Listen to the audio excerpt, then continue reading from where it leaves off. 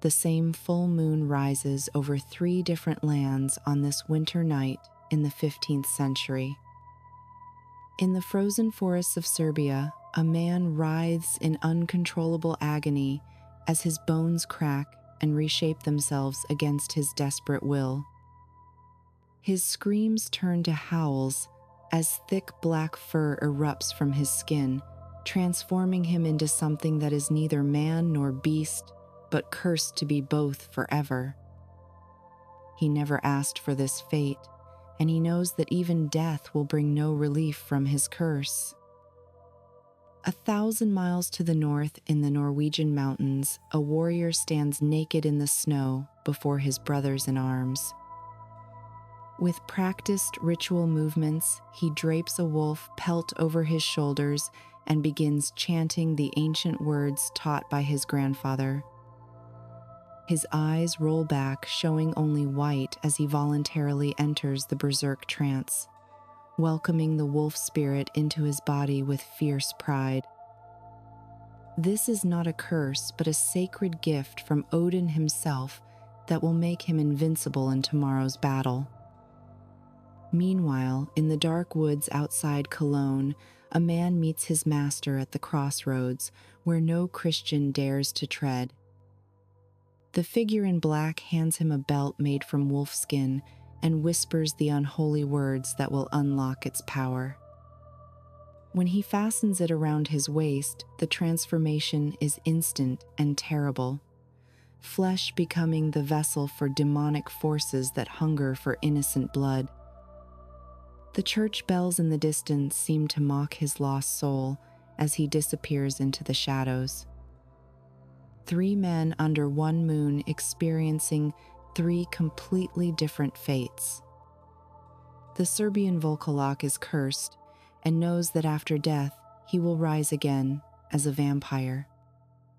The Norwegian Ulfhedn is honored and will die a hero's death worthy of Valhalla. The German werewolf is damned and will burn at the stake when the witch hunters finally catch him. How did one primal fear of man becoming wolf evolve into 3 such radically different traditions? Why did the Slavs link their werewolves to vampirism and the walking dead? Why did the Norse transform theirs into elite warriors, blessed by the gods?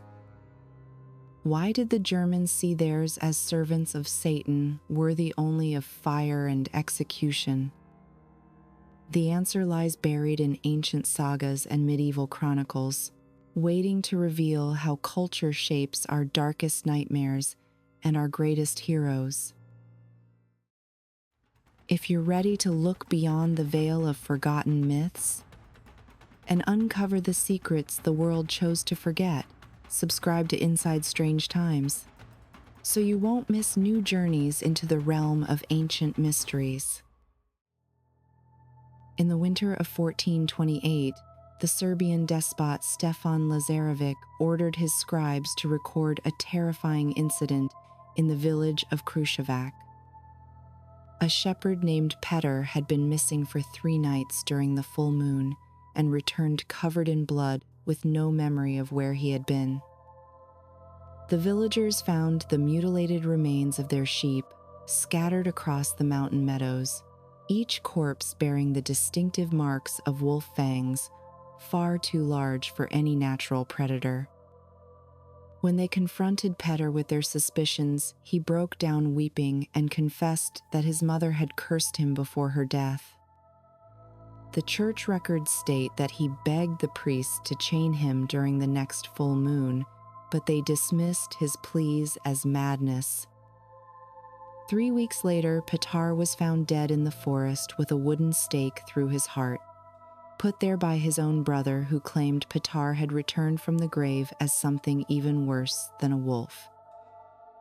This account from medieval Serbia captures the essential horror of the Slavic werewolf tradition, where the curse extends far beyond death itself. The word vukodlak comes from the old Slavic roots vuk meaning wolf and dalaka meaning hair or fur. But unlike their Nordic and Germanic counterparts, the Slavic werewolf was fundamentally tied to the concept of the unquiet dead. In Bulgarian, they called it Volkolak, while the Poles knew it as Volkolak, and the Czechs as Vukodlak.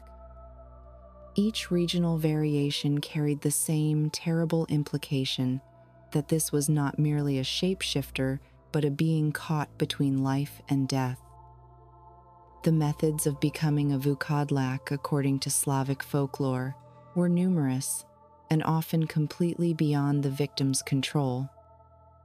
A child born with a caul or teeth was marked from birth as a potential werewolf. In some regions, being conceived during a new moon or born on certain holy days could doom an infant to this fate. The seventh son of a seventh son was particularly susceptible in Serbian tradition, while in Russia it was those born on December 24th. These involuntary causes stand in stark contrast to the Nordic warrior's deliberate transformation or the Germanic pact with evil forces. Curses formed another major pathway to werewolf transformation in Slavic belief, and these could be inherited through bloodlines for 7 generations. The ethnographer Vuk Karadžić recorded in 1818 that Serbian villagers believed a dying person's curse was especially potent. Parents might curse disobedient children in moments of rage, only to watch in horror as their words took supernatural effect. Witches known as Veštice in Serbian or Wiedźmi in Polish could transform people into wolves through elaborate rituals involving wolf pelts and incantations. The victim would have no control over their transformations, which typically occurred during the full moon or on specific cursed nights of the year. Perhaps the most disturbing aspect of Slavic werewolf folklore was the belief that eating meat from a sheep killed by a wolf could trigger the transformation. This created a terrible cycle where desperate hunger during harsh winters might lead someone to consume tainted meat and become cursed themselves. The 14th century chronicle of the priest of Duklaja mentions several cases where entire families were believed to have become werewolves after sharing such a meal during a famine. The transformation was described as gradual, with the victims first experiencing terrible dreams of running with wolf packs. Then came physical changes, including excessive hair growth, elongated teeth, and a craving for raw meat that grew stronger with each passing moon. The Croatian historian Vatroslav Jagic documented in 1873 how villagers in Dalmatia believed werewolves could be identified by specific physical traits. A unibrow was considered a sure sign, as was hair growing on the palms or having the third and fourth fingers of equal length. Some regions believed that cutting a suspected werewolf would reveal fur growing beneath the skin. These beliefs led to horrific persecution, where innocent people with unusual physical features were tortured or killed based on superstition. The Byzantine chronicler Nikephoros Grigoras wrote in 1350 about Bulgarian villages where suspected werewolves were buried at crossroads with iron spikes through their hearts. The behavior of the Vukodlak differed significantly from region to region, but certain patterns emerged across all Slavic lands. Unlike the controlled transformation of Nordic warriors, these creatures were driven by uncontrollable hunger and bloodlust. They primarily attacked livestock, but would turn on humans when animals were scarce. Russian folklore from the Novgorod Chronicle describes how werewolves would gather in packs of 30 or 40 during especially harsh winters. These packs supposedly attacked entire merchant caravans traveling between cities, leaving no survivors to tell what had happened. The most terrifying aspect of Slavic werewolf lore was the explicit connection between werewolves and vampires that appears nowhere else in European tradition. In Serbian belief, a Vukodlak who died without being properly destroyed would rise from the grave as a vampire. This dual curse meant that even death brought no release from the affliction.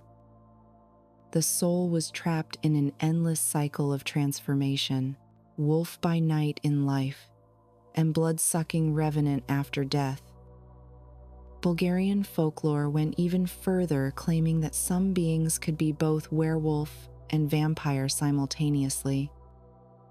This connection appears in the 11th century Russian primary chronicle, which describes Prince Vseslav of Polotsk as both a werewolf and a vampire. Born with a caul, which marked him as supernatural, Vseslav was said to transform into a wolf to travel vast distances at impossible speeds. After his death in 1101, rumors spread that he continued to haunt the forests as an undead creature that was sometimes wolf and sometimes a pale, bloodthirsty corpse. The chronicle states that mothers would not speak his name aloud for fear of summoning his restless spirit.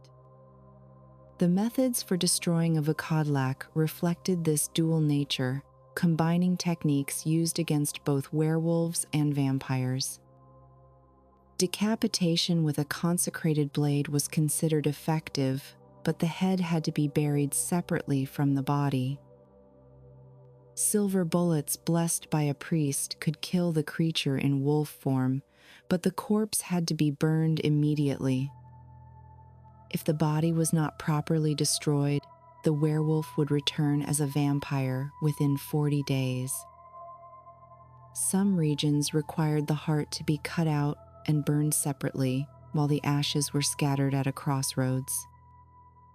The Orthodox Church's position on werewolves evolved significantly over the centuries, but generally treated them as victims of curses rather than willing servants of evil. Church records from 14th century Serbia show priests performing exorcism rituals on suspected werewolves. These rituals involved 40 days of prayer and fasting, combined with holy water and consecrated oil. Unlike the Western Church, which saw werewolves as heretics deserving death, the Orthodox Church emphasized redemption and breaking the curse through faith. However, this mercy extended only to the living, as werewolves who had become vampires were considered irredeemably damned. The protection methods against Vukodlaks varied across regions, but certain elements remained consistent throughout Slavic lands. Wolfsbane hung above doorways was believed to repel them, as were strings of garlic and consecrated salt. Iron objects, particularly horseshoes and nails from coffins, were thought to burn werewolf flesh on contact. Mountain ash branches formed into crosses could trap a werewolf in place until sunrise. In Poland, villagers would scatter poppy seeds around their homes, believing werewolves were compelled to count every seed before entering. The case of Thais of Livonia in 1692 provides a unique Baltic perspective on Slavic werewolf beliefs. This 80-year-old man freely confessed to being a werewolf, but claimed he fought for God against witches and demons. He insisted that werewolves were the hounds of God, who descended into hell 3 times a year to battle evil forces.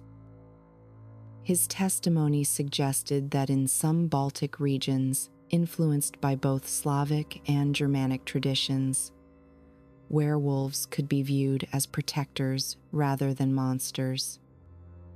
However, the court rejected his claims and sentenced him to 10 lashes for idolatry and superstitious beliefs.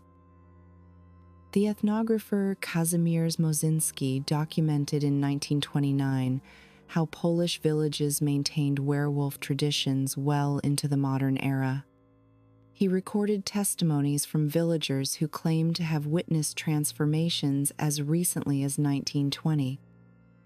These accounts describe the transformation as extraordinarily painful, with bones breaking and reforming while the victim screamed in agony. The wolf form was said to be larger than a natural wolf with human intelligence gleaming in its eyes. Most disturbing were the claims that transformed werewolves retained human memories but were powerless to resist their bestial urges. The Icelandic saga of Egil Skallagrimsson, written in the 13th century, preserves a dramatically different werewolf tradition from the cursed Slavic VUKODLAK. Egil's grandfather Kveldolf, whose name literally means evening wolf, was renowned as one of the greatest warriors of 9th century Norway. The saga describes how Kveldolf would grow increasingly irritable as evening approached and his family knew to leave him alone. When the wolf mood seized him fully, he would disappear into the wilderness and return at dawn, covered in blood, but victorious over any enemies who had threatened his clan. This was not a curse to be feared, but a divine gift that made him nearly invincible in battle. The term Ulfhednar translates directly as wolf-skin warriors from the Old Norse Ulfr, meaning wolf, and hidden, meaning coat of fur or skin. These warriors belonged to an ancient tradition of shape-shifting fighters who served as elite troops for Scandinavian kings and jarls. Unlike the involuntary transformation of Slavic werewolves, the Ulfhednar consciously chose to channel the wolf spirit through specific rituals and practices. They were parallel to the berserkers who wore bear skins, but the wolf warriors were considered even more dangerous and unpredictable. The connection to Odin was fundamental to understanding the Ulfhednar tradition, as wolves held special significance in Norse mythology. Odin himself was accompanied by two wolves named Jerry and Freki, whose names both meant the greedy one. The god was sometimes called Ulfhedin, meaning wolf coat, and was believed to grant the power of transformation to his chosen warriors. The Ynglinga saga describes how Odin's own warriors could fight without armor, as wild as dogs or wolves, biting their shields and killing men with single blows. Their enemies believed them immune to fire and iron, which suggests the psychological impact was as powerful as any physical transformation. The process of becoming an Ulfhedin involved complex initiation rituals that have been partially preserved in saga literature and archaeological evidence. Young warriors would spend time living alone in the wilderness, hunting without weapons, and learning to think like wolves. The Volsunga saga tells of Sigmund and Sinfatli, who found wolf pelts hanging in a forest hut. When they put on these pelts, they were transformed into wolves for 10 days, unable to remove the skins, but gaining superhuman strength and ferocity. They could understand wolf speech and ran with packs as equals rather than as humans in disguise. The transformation itself was described differently than the physical metamorphosis of Slavic and Germanic traditions. The Norse sources speak of hamremmer meaning shape-strong, which referred to the ability to project one's spirit in animal form. The warrior's human body might remain in place while his consciousness traveled as a wolf, or the body itself might take on wolf-like characteristics without fully transforming. The Historia Norwegiae from the 12th century describes shape-strong men whose bodies would fall into a trance while their spirits roamed as wolves. If the wolf spirit was injured, the human body would show the same wounds, and if the spirit was killed, the warrior would die instantly. Archaeological evidence supports the historical reality of wolf warrior cults throughout Scandinavia from the migration period through the Viking Age. Helmet plates from Torslanda, Sweden, dated to the 6th century, show warriors wearing wolf pelts in ritual dances. The Gutenstein scabbard from Germany depicts a warrior transforming into a wolf, suggesting these traditions spread wherever Norse influence reached.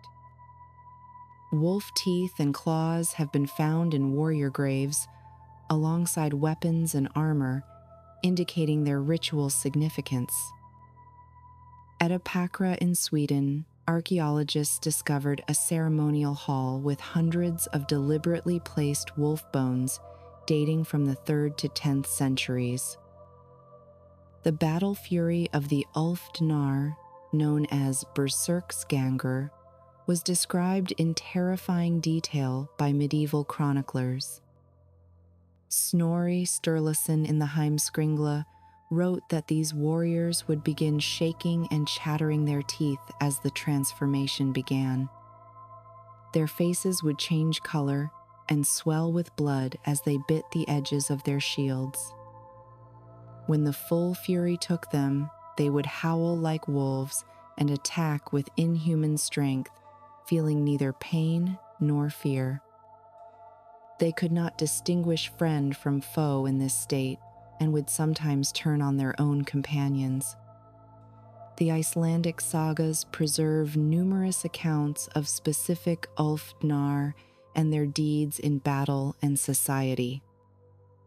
Bodvar Bjarki, the legendary champion of King Hrolf Kraki, could project his spirit as a giant bear or wolf during battles. While his body remained in the mead hall, his animal form would devastate enemy armies.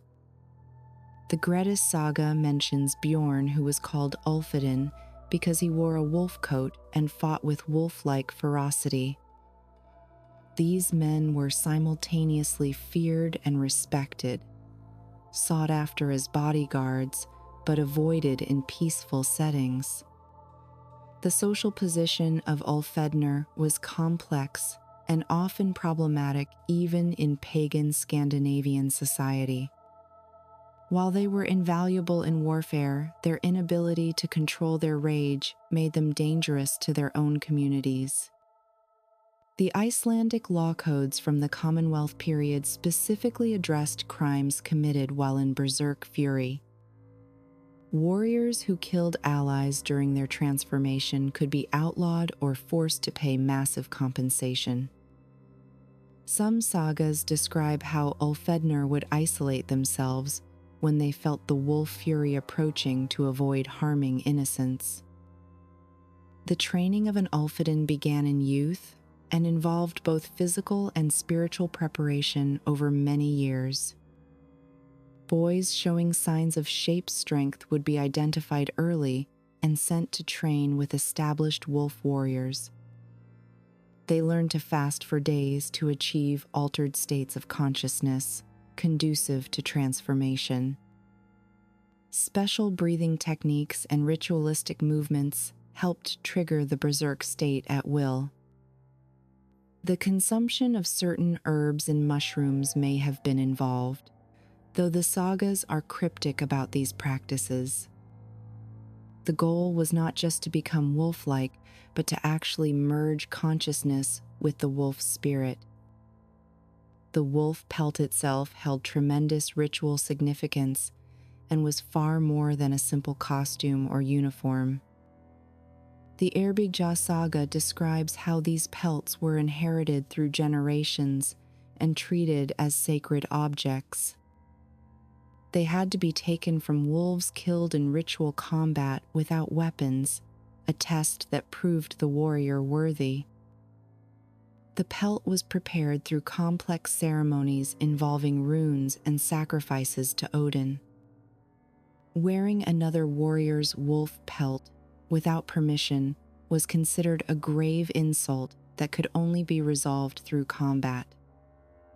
Some sources suggest the pelts were believed to literally contain wolf spirits that would possess the wearer. The decline of the Ulfhednar tradition began with the gradual Christianization of Scandinavia from the 10th century onward. Christian kings like Olaf Tryggvason actively persecuted berserkers and Ulfnar as remnants of pagan practice. The Norwegian Earl's saga records how Eirik Bloodaxe banned berserker practices in the mid-10th century. By the 12th century, Icelandic law explicitly outlawed going berserk, with severe penalties including outlawry or death. The church condemned the practice as demon possession and insisted that shape-changing was impossible, merely satanic delusion. However, elements of the Ulfhednar tradition persisted in Christian Scandinavia, transformed into folklore and legend. The Norwegian king Harald Fairhair supposedly kept wolf warriors as personal guards, even after his conversion. Medieval ballads from Denmark and Sweden preserved stories of warriors who could take wolf form to defend their people. The motif of the noble werewolf warrior protecting his community appears throughout Scandinavian folklore, completely opposite to the cursed monsters of Slavic and Germanic tradition. The saga of the Volsungs provides the most detailed surviving account of Norse werewolf transformation and its consequences. Sigmund and his son Sinfjotli discover enchanted wolf pelts that transform them completely for 9 days. During this time, they rampage through the forest, killing numerous men but maintaining enough humanity to spare each other. The saga emphasizes that this is a divine gift from Odin rather than a curse, though it comes with terrible responsibility. When Sigmund accidentally wounds Sinfjotli in wolf form, he must seek magical healing from a raven sent by Odin. After their transformation ends, they burn the wolf pelts, recognizing the power is too dangerous to wield carelessly. The concept of Hamramr extended beyond just wolf transformation in Norse culture, encompassing a broader shamanic tradition. Shape-strong individuals could project themselves as various animals, including bears, ravens, and even seals. The ability was sometimes hereditary, running in families like that of Kveldolf and Egil Skallagrimson. Women could also possess this power, though they more commonly transformed into birds or sea creatures. The Frithjof saga describes the witch Heid, who could take the form of any animal at will. This broader context shows that wolf transformation was part of a complex spiritual tradition rather than an isolated phenomenon. The distinction between the Ulfhednar and regular shapeshifters lay in their warrior function and dedication to Odin. While anyone with the gift might transform into a wolf, only those who underwent the proper rituals and training could channel the berserk fury. The Ulfhednar formed brotherhoods bound by sacred oaths and shared practices. They had their own legal status and privileges, including exemption from certain laws during wartime. Archaeological evidence from weapon deposits suggests they may have had distinctive fighting styles using paired weapons or fighting without shields. In October of 1589, the most infamous werewolf trial in European history reached its horrific conclusion near the German town of Bedburg. Peter Stump, also known as Peter Stubbe, had confessed under torture to making a pact with the devil at age 12. According to the court records, he claimed Satan had given him a magical belt of wolfskin that would transform him into a greedy, devouring wolf, strong and mighty with eyes great and large, which sparkled like fire. For 25 years, he had terrorized the countryside, killing and devouring at least 16 people, including 13 children and 2 pregnant women. The execution was as brutal as the crimes, with Stump being stretched on a wheel, his flesh torn with red-hot pincers, his arms and legs broken, and finally his head struck off while his body was burned. His daughter and mistress were burned alive beside him as accomplices to his demonic practices. The Germanic werewolf tradition diverged dramatically from both the cursed Slavic VUKODLAK and the warrior Nordic Ulfhednar. The word werewolf comes from Old High German wer, meaning man, and wolf meaning wolf, literally man-wolf. But by the late medieval period, this creature had become inextricably linked with witchcraft and satanic pacts in the Germanic imagination. Unlike the involuntary curse of the Slavs or the divine gift of the Norse, the Germanic werewolf was seen as someone who deliberately chose evil and deserved no mercy. The transformation mechanism in Germanic folklore centered on specific magical objects provided by the devil himself. The belt or girdle made from wolfskin appears repeatedly in trial records and confessions. Johannes Nider, writing in 1435, described how witches would receive these belts at Sabbath gatherings. The belt had to be worn directly against the skin, and removing it would instantly reverse the transformation. Some accounts mention a salve or ointment made from infant fat, wolf blood, and poisonous herbs that would trigger the change when rubbed on the body. These items were physical proof of the satanic pact, and their discovery could condemn someone to death. The Malleus Maleficarum, published in 1487 by Heinrich Kramer, became the authoritative text on werewolves for witch hunters. Kramer argued that physical transformation was impossible, as only God could alter creation. Instead, he claimed the devil created powerful illusions that made people believe they had transformed. The werewolf might experience the transformation as real, and victims would see a wolf, but the person's body remained human. This theological position created a paradox where werewolves were simultaneously frauds and genuine threats deserving execution. The case of Gilles Garnier in 1573 France, near the German border, illustrates the typical pattern of Germanic werewolf prosecutions. Garnier was a hermit living in the forest who confessed to killing 4 children while in wolf form. He claimed to have made a pact with a specter in the woods who taught him to transform using a special ointment. The court records describe how he would strip naked, apply the ointment, and feel his body change into that of a wolf. Witnesses testified to seeing a wolf attacking children that resembled Garnier in its facial features.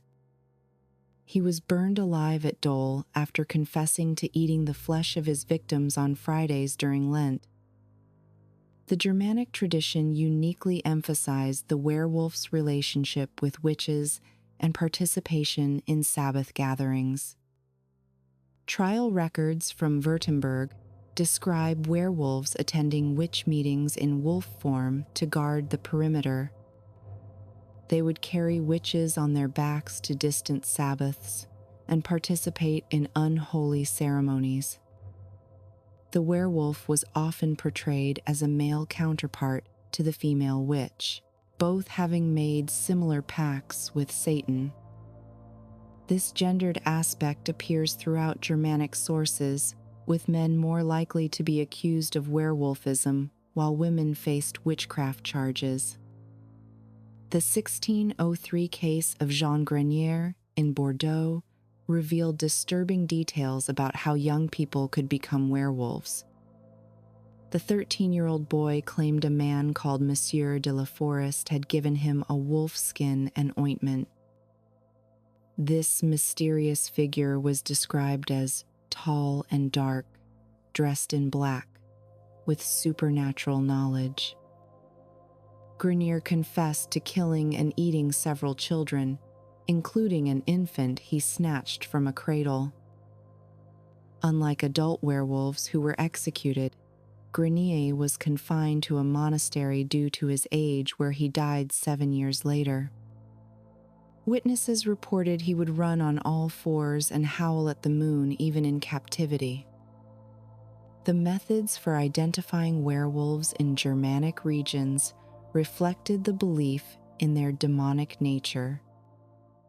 Suspects would be examined for the devil's mark, an insensitive spot where Satan had touched them. Body hair growing in unusual patterns, particularly on the palms or forming a cross on the chest, was considered evidence.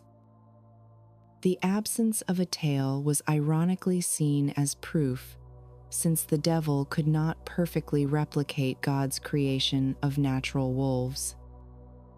Injuries sustained by wolves in the area would be matched against wounds on suspected werewolves. The trial of Michel Verdun in 1521 records how hunters wounded a wolf and followed the blood trail to Verdun's hut, where they found him nursing an identical wound. The relationship between lycanthropy and mental illness was sometimes acknowledged even during the height of werewolf trials. The physician Johann Weyer argued in 1563 that supposed werewolves suffered from melancholia and delusions. He described cases where individuals believed themselves transformed but were clearly experiencing hallucinations. However, Weyer still accepted that the devil could create the illusion of transformation in others' eyes. This medical perspective was generally rejected by church authorities, who insisted on the reality of satanic influence. The conflict between medical and theological explanations would continue throughout the witch trial period.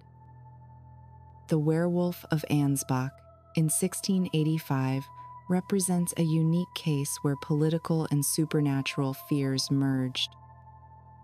After a wolf killed several people, the creature was hunted down and killed. The townspeople dressed the wolf carcass in human clothing and a wig to make it resemble their recently deceased burgomaster. They believed the burgomaster had returned as a werewolf to continue tormenting them from beyond the grave. The dressed wolf was hung from a gibbet as both trophy and warning. This case shows how werewolf beliefs could express social and political anxieties beyond simple fear of predators. The Protestant Reformation influenced Germanic werewolf beliefs, as both Catholics and Protestants used accusations to attack each other. Lutheran preachers claimed Catholic priests transformed into wolves to attend satanic masses. Catholics countered that Protestant rejection of holy water and consecrated items left people defenseless against werewolves. The pamphlet wars of the 16th century contain numerous werewolf accusations from both sides. This religious conflict intensified werewolf persecutions as each denomination tried to prove its spiritual superiority. The geographic distribution of Germanic werewolf trials concentrated in specific regions, particularly the Rhineland, Franche, Comté, and Swabia. These areas experienced hundreds of werewolf prosecutions between 1520 and 1650. The density of trials suggests localized panics spreading through neighboring communities. Peter Binsfeld, the Bishop of Trier, oversaw numerous werewolf trials in the 1590s. He developed a systematic approach to interrogation that extracted detailed confessions about transformation methods and satanic pacts. His methods spread throughout the Holy Roman Empire, influencing prosecution patterns for decades. The role of torture in Germanic werewolf trials cannot be understated, as virtually all detailed confessions came after extreme physical coercion. The Constitutio Criminalis Carolina of 1532 authorized torture for investigating werewolf cases. Suspects would be subjected to strappado, thumbscrews, and leg vices until they confessed. The confessions followed predictable patterns, suggesting interrogators had specific narratives they wanted confirmed. Details about Satan's appearance, the transformation process, and victims would emerge after repeated torture sessions. Some suspects died under torture before trial, leading to posthumous convictions and burning of corpses. The decline of Germanic werewolf trials paralleled the general decrease in witch prosecutions after 1650. The last major werewolf execution in Germany occurred in 1706 when a vagrant was burned at Ulfhednars. Enlightenment thinkers increasingly criticized the theological basis for werewolf beliefs. Christian Thomasius argued in 1701 that werewolf confessions were products of torture and mental illness. By 1725, most German states had effectively ended werewolf prosecutions, though beliefs persisted in rural areas. The final recorded werewolf trial in the Holy Roman Empire took place in 1725 in Salzburg. The Germanic werewolf left a lasting impact on European consciousness through printed pamphlets and broadsheets. The Stubbe Peter case alone generated dozens of publications, spreading the story across Europe. These accounts emphasized the most sensational details, including cannibalism, sexual violence, and demonic orgies. Woodcut illustrations showed werewolves devouring children and transforming through satanic rituals. This mass media coverage shaped the modern Western conception of werewolves as evil monsters. The Germanic tradition overshadowed both Slavic and Nordic versions in popular imagination.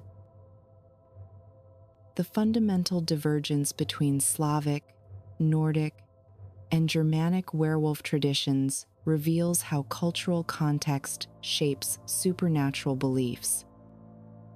While all three traditions involve human transformation into wolves, everything else about them differs radically. The SLAVIC VUKODLAK is an involuntary victim of curses who becomes undead after death. The Nordic Ulfhedn is a voluntary warrior, channeling divine power for battle. The Germanic werewolf is a criminal who made a conscious pact with evil forces. These differences reflect deeper cultural values about fate, honor, and the nature of evil itself. The question of voluntary versus involuntary transformation marks the sharpest distinction between these traditions. Slavic werewolves rarely chose their fate being cursed from birth or transformed through circumstances beyond their control. A child born with a caul or conceived during an eclipse had no agency in becoming a VUKODLAK.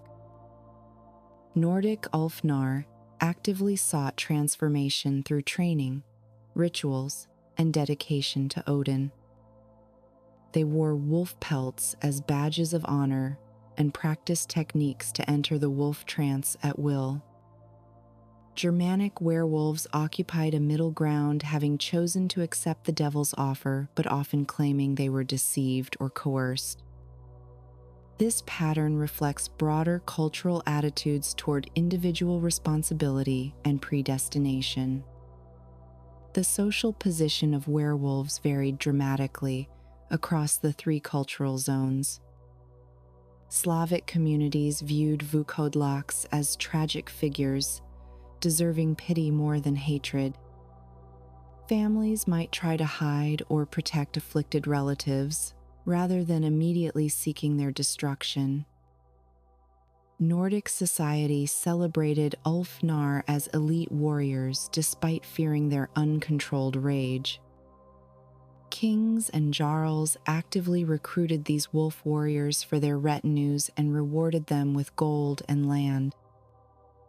Germanic culture condemned werewolves as the worst kind of criminals who had betrayed both God and humanity. No mercy was shown regardless of age or circumstances, with even children facing execution. The relationship between werewolves and death reveals profound theological differences between the three traditions. Slavic belief explicitly linked werewolves to vampirism, creating a double curse that continued after death. The Vukodlak, who died without proper destruction, would rise as a vampire within 40 days. Nordic Ulfhednar expected to die gloriously in battle and enter Valhalla as honored warriors. Their transformation was a path to immortal glory rather than damnation. Germanic werewolves faced eternal damnation with no possibility of redemption after death. The Church taught that their souls went directly to hell, having been claimed by Satan through their pact. The transformation process itself differed significantly in mechanism and experience across cultures. Slavic sources describe agonizing physical metamorphosis with bones breaking and reforming. The victim maintained human consciousness but could not resist animal instincts. Nordic transformation involved projecting the spirit or entering a trance state rather than complete physical change. The warrior might appear to observers as wolf-like but retained human form beneath the perception. Germanic accounts emphasized external tools like belts and ointments that triggered instant transformation. The change was described as complete, with the person becoming physically indistinguishable from a natural wolf. The role of Christianity fundamentally altered each werewolf tradition, but in different ways.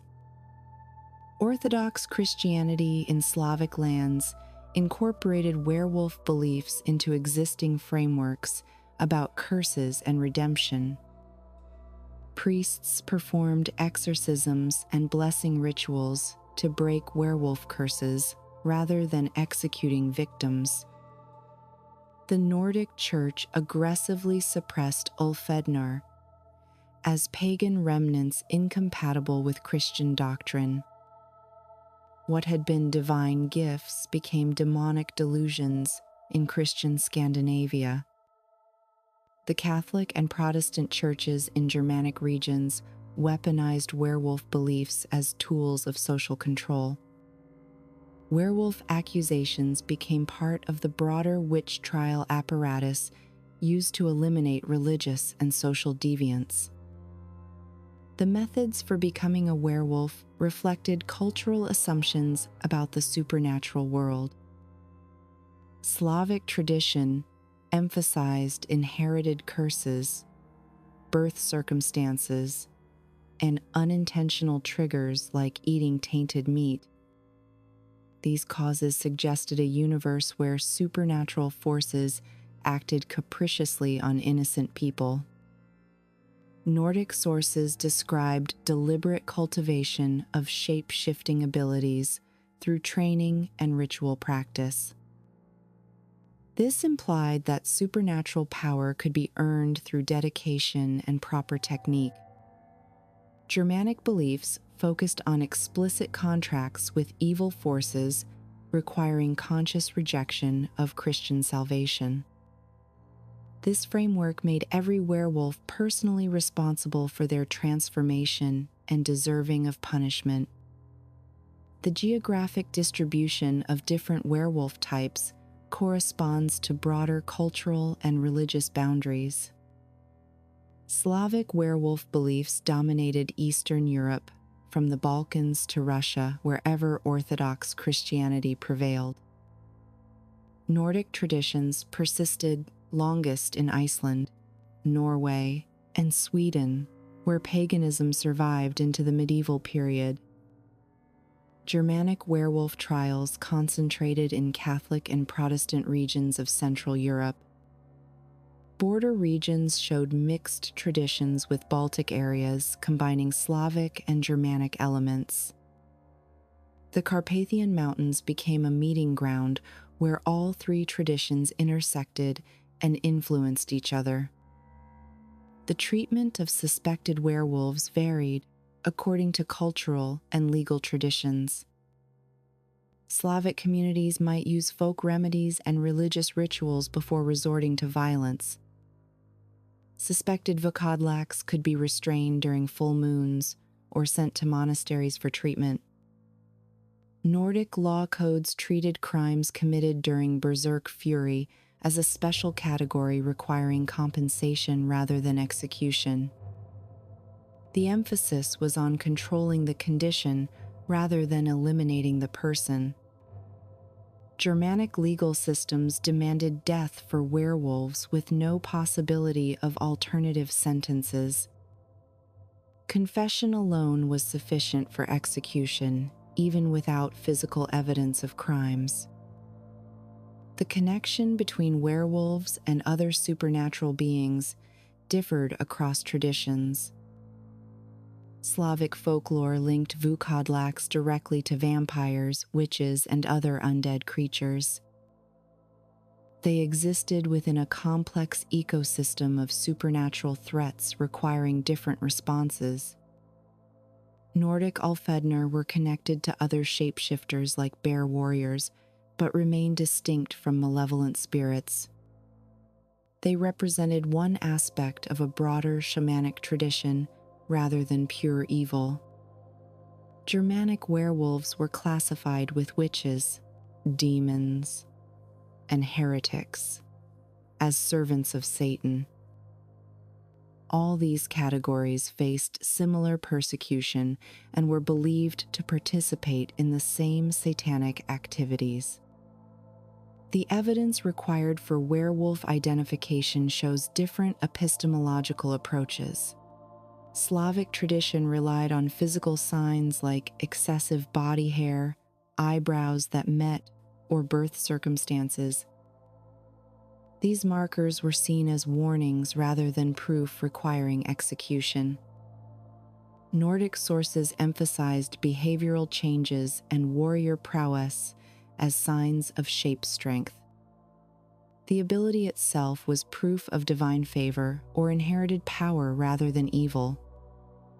Germanic witch hunters sought confessions above all else, using torture to extract detailed accounts.